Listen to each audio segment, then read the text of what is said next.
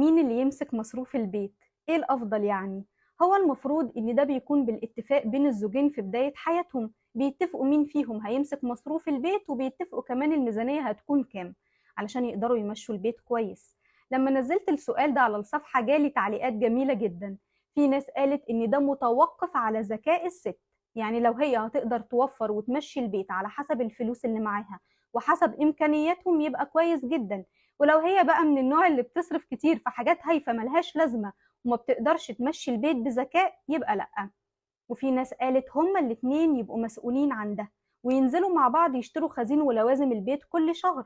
وفي ناس قالت لا طبعا الزوج هو اللي المفروض يمسك المصروف، لأن هو اللي بيصرف وهو اللي من حقه يدير الأمور المالية في بيته. وفي رأي عجبني جدا، والحقيقة ده كان رأيي أنا كمان.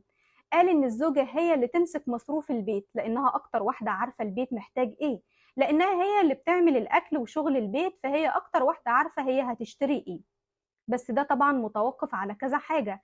أولهم إنها تكون قادرة تتحمل المسؤولية كويس، يعني ما تروحش تشتري أغلى حاجة موجودة على سبيل المنظرة أو الفشخرة وبعدين ترجع تقول لجوزها هات فلوس تاني أنا مصروف البيت خلص معايا وهم لسه في نص الشهر، وتضغط على جوزها في المصاريف.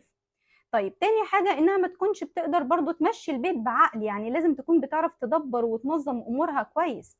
إنها تكون منظمة، تكتب ورقة كده بكل حاجة، بكل اللي هي هتشتريه اللي يكفي لحد آخر الشهر، وتبقى عارفة إيه هي الأولويات، مش أي حاجة تشتريها وخلاص وبعد كده تكتشف إن دي حاجة ملهاش لازمة.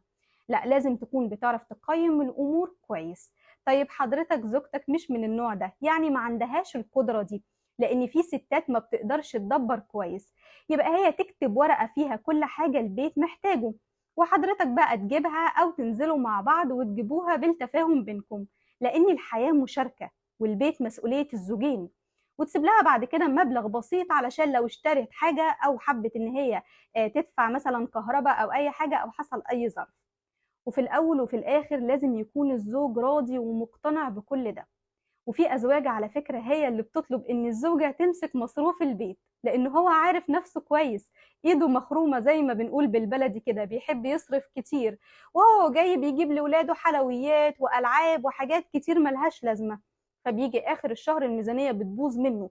أو مثلا هو بيشتغل طول النهار فعايز يرجع يلاقي الأكل جاهز علشان ياكل ويريح شوية، ومراته ما تفضلش تطلب منه كل شوية يجيب طلبات وهو راجع من الشغل، فبيديها المصروف وهي بقى تدبر وتمشي البيت، لأنها هي ملكة البيت. في حالة مثلا إن الزوج بيسافر كتير بيشتغل فترة طويلة، يبقى الزوجة هي اللي تمسك برضو المصروف.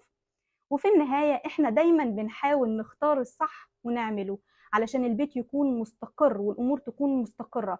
يعني في الأمور اللي زي دي بلاش نصمم على رأي معين، لا، اللي يقدر يمشي البيت بذكاء أكتر من التاني والحكيم أكتر من التاني واللي بيعرف يدبر وينظم هو اللي يمسك مصروف البيت، لأن مفيش فرق بينهم.